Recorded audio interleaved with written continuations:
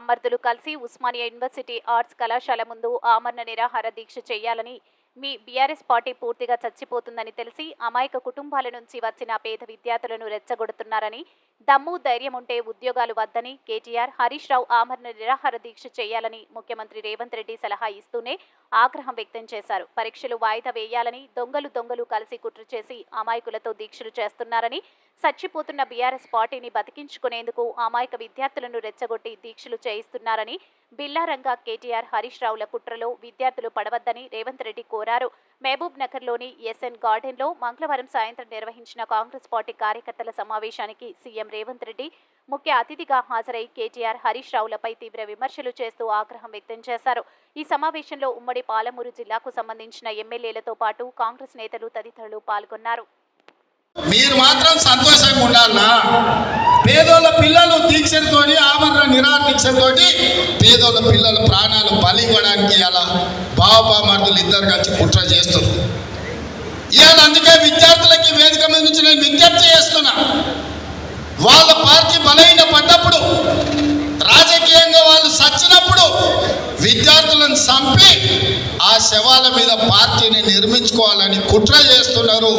ఇవాళ కొంతమంది విద్యార్థులను రెచ్చగొట్టి వాళ్ళ భావోద్వేగాలతో రాజకీయంగా లబ్ధి పొందాలని చూస్తున్నారు.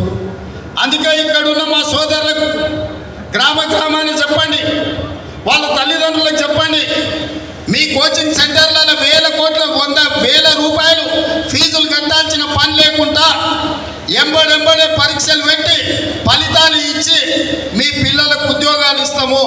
ఒకవేళ పరీక్ష రాసి ఉద్యోగం రాకపోతే ఇంకే ప్రైవేటుల్లోనైనా వాళ్ళు ఉద్యోగం చేసుకోవడానికి అవకాశం ఉంటుంది.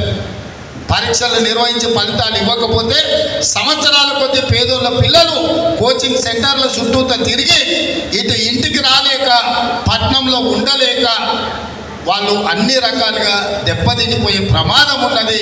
ప్రతి గ్రామంలో మా కార్యకర్తలు అందరూ కూడా చెప్పాలి. ఇవాళ అప్పుడప్పుడు మా వాళ్ళు కూడా వచ్చి అంటుంటారు, అనా పిల్లలు ఏదో పరీక్షలు వాయిదా ఏమంటారు కదా, వేస్తే పోతుంది కదా, వేస్తే పోతుంది. నాకు కూడా ఏం పోతుంది, పరీక్ష వాయిదా వేస్తే నష్టం ఏం లేదు. కానీ పిల్లల జీవితాలు ఆగమైపోతాయి.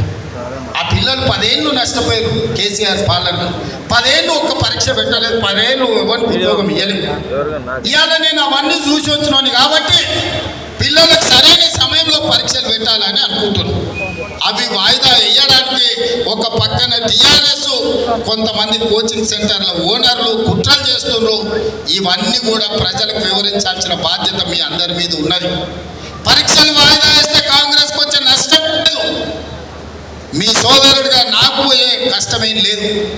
కానీ లక్షలాది మంది నిరుద్యోగ యువకుల జీవితాలు ఆగమవుతాయి. ఇవాళ వాళ్ళని రెచ్చగొట్టి రాజకీయ లబ్ధి పొందాలని ఇవాళ బీఆర్ఎస్ నాయకులు ప్రయత్నం చేస్తున్నారు. అందుకే ఇవాళ నిజంగానే కేసీఆర్ హరీష్కు, లేకపోతే కేటీఆర్ హరీష్కు ఈ విద్యార్థుల బాధ వాళ్ళు నిజంగానే తీర్చాలనుకుంటే హరీష్, కేటీఆర్ ఇద్దరు ఆర్ట్స్ కాలేజ్ ముందల దీక్ష కూర్చోవాలి, ఆమరణ నిరాహార దీక్ష కూర్చోవాలి. ఈ పరీక్షలు వాయిదా పడే వరకు మంది పిల్లలు ఎవ్వరు కూర్చోవద్దు.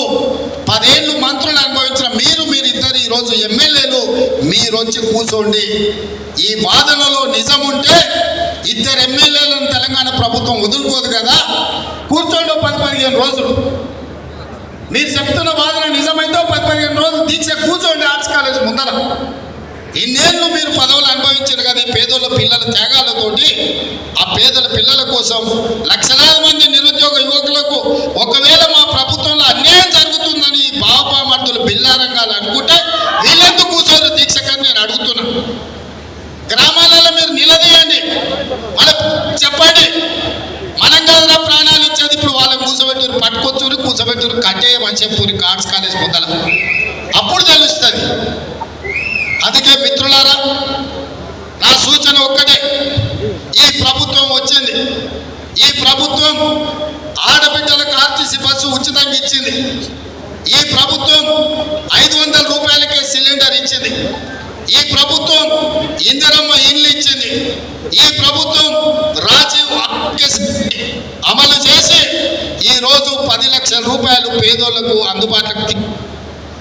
ఈ ప్రభుత్వం 15 ఆగస్టు లోపల 2 లక్షల రూపాయల రైతు